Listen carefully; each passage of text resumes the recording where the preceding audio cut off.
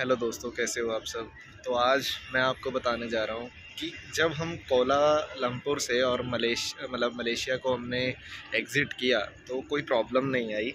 उसमें क्या हुआ कि जस्ट उन्होंने रोका था, बस जो रोकी एग्ज़िट स्टैंप के लिए रोकी। सभी जो पैसेंजर्स थे वो एक साथ उतर के लाइन में चले गए और मलेशिया की जो इमिग्रेशन थी वहाँ से हमारी इमिग्रेशन हुई और हमने एग्ज़िट स्टैंप लगवाई। जस्ट हम क्या दो चीज़ें लेकर के गए थे। फर्स्ट वन हमारा पासपोर्ट, सेकंड वन हमारा मलेशियन वीज़ा। ठीक है, वो ले जाने के बाद उन्होंने स्टैंप लगा दी, हम चले गए। उसके बाद से हमने अपना लगेज वगैरह नहीं उतारा था। उसके बाद जब हम दोबारा से बस में बैठे और उन्होंने हमें वुडलैंड के स्टेशन पर उतारा, ठीक है, तो वहाँ पे हमारा इमिग्रेशन होना था। ठीक है, सिंगापुर के लिए उन्होंने अपना सामान भी बोल दिया उतारने के लिए कि सामान उतार करके और आप अपना ले जाओ साथ में।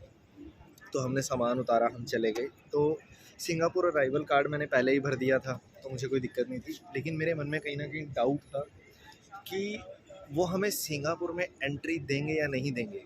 ये मुझे पहले ही डाउट था। ठीक है, तो वैसा ही हुआ। जब उन्होंने मुझे बोला कि आप इस लाइन में चले जाएं तो मैं उस लाइन में गया और उन्होंने बोला कि is it your first time, तो मैंने बोला यस। तो हम दोनों, प्रीति और मैं, अलग अलग लाइन में लगे। तो उन्होंने बोला कि सिंगापुर का वीज़ा दे दो।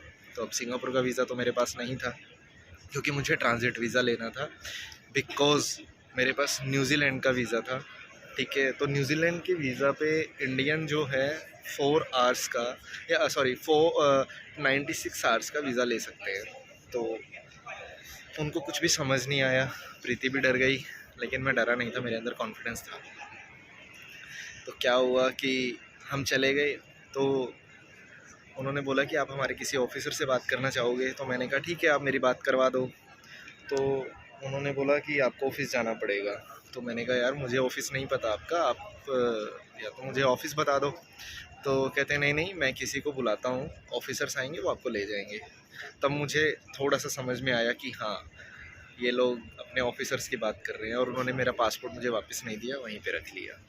तभी 2 गर्ल्स आती हैं 5-10 मिनट वेट करने के बाद, ठीक है, जिनके पास 4 गन उन्होंने होल्ड की होती हैं। तो एक हमारे आगे और हम दोनों के बीच में और एक हमारे पीछे। तो वो गेट से खोलती गई और वो हमें कहीं अंदर ही किसी बिल्डिंग में ले गए। ठीक है, और बिल्कुल शांति थी, बिल्कुल कोई नहीं था वहाँ पे, सिर्फ 2-4 फैमिलीज़ थी। 2-4 फैमिलीज़ के बाद क्या हुआ कि हमारा नंबर आया, कहते गुरदीता मल। तो मैं उठा और गया उनके पास। कहते वाई यू केम सिंगापुर। तो मैंने बताया कि मेरी ऐसे ऐसे 22 तारीख की शाम की फ़्लाइट है। तो उन्होंने कहा कि योर रिटर्न टिकट। मैंने कहा yes, that is my return ticket from Singapore. तो मैंने उनको बताया। तो फिर उन्होंने बोला कि आप ऐसे एंटर नहीं कर सकते, VFTF जो होता है, अगर आप डायरेक्ट आप सिंगापुर आते और इंडिया से आते तब हम आपको 4 डेज़ का दे देते, लेकिन अभी यू कांट एंटर। तो कहते ये क्या है, आप अभी पहले सिंगापुर से फिर मलेशिया जाओगे, फिर मलेशिया से कोलालमपुर जाओगे। तब मैंने उसको समझाया कि भाई मैं मलेशिया दोबारा नहीं जा रहा हूँ, मेरे पास जो वीज़ा है वो ऑकलैंड का, न्यूजीलैंड का वीज़ा है और मैं ऑकलैंड जा रहा हूँ, वो मेरा ले ओवर है 2 आवर्स का ओनली। तब उसको समझ में आया और उसने हम दोनों से दोबारा से हमारे डॉक्यूमेंट लिए, like hotel bookings and another, मतलब जो सिंगापुर के थे। मैंने उसको दिखा दिया कि सिंगापुर में मेरी 3 नाइट्स ऑलरेडी बुक हैं और मैंने अपना जो होटल बुकिंग थी वो दिखा दी। तो उसने बोला इट्स ओके। तब भाई उसने 10-15 मिनट करने के बाद मुझे बोला कि you can enter the Singapore. तो तब जान में जान आई। और तब हमें, पहले उसने गलती से 14 दिन का मुझे वीज़ा दे दिया, ठीक है, लेकिन थोड़ी देर बाद उसने बोला कि नहीं नहीं सॉरी, आप 3 डेज़ के लिए एलिजिबल हैं और मैं आपको 3 डेज़ का ही वीज़ा दे सकता हूँ और you can enter the new Singapore.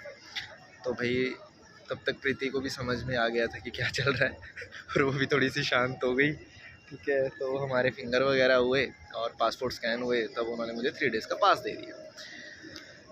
तो ये थी हमारी मलेशिया से सिंगापुर की जो बस के थ्रू हम आए और उसकी जर्नी, मतलब इमिग्रेशन की जर्नी। उसके बाद बताता हूँ अब क्या हुआ।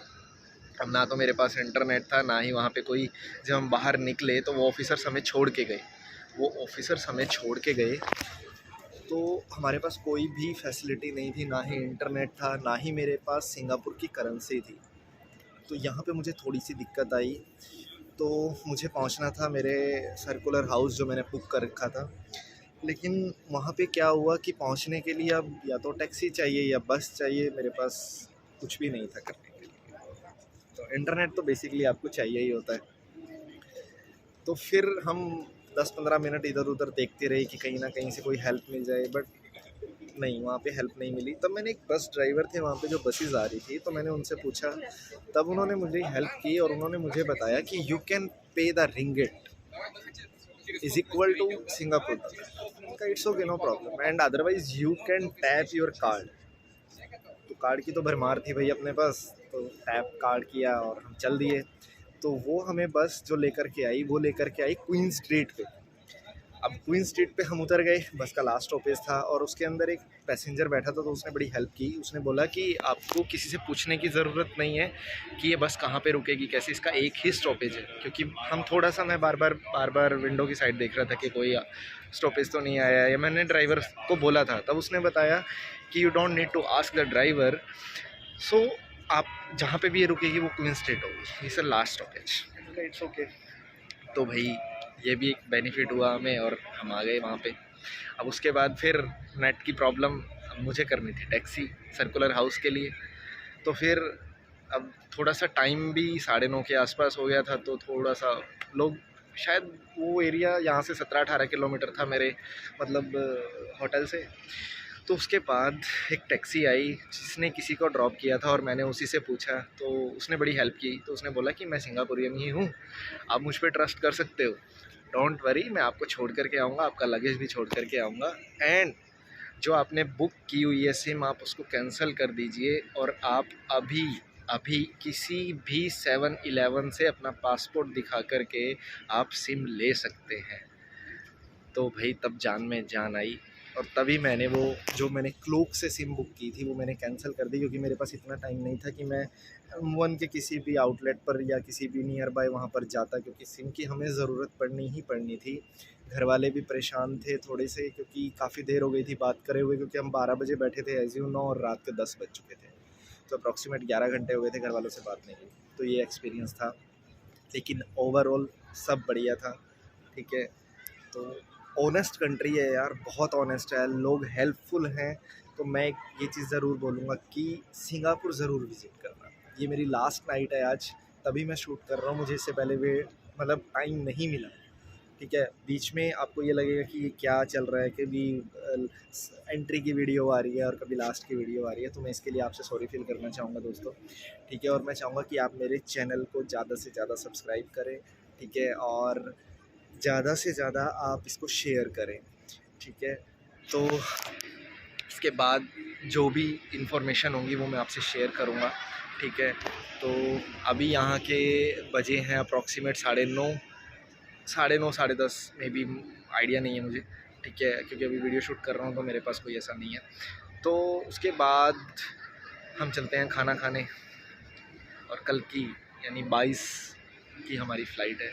ठीक है, न्यूज़ीलैंड के लिए, और कल 5:25 पे फ़्लाइट जाएगी और हम पहुंचेंगे 23 तारीख को। तो देखते हैं कि इन बिटवीन की जर्नी कैसी होगी। Bye bye.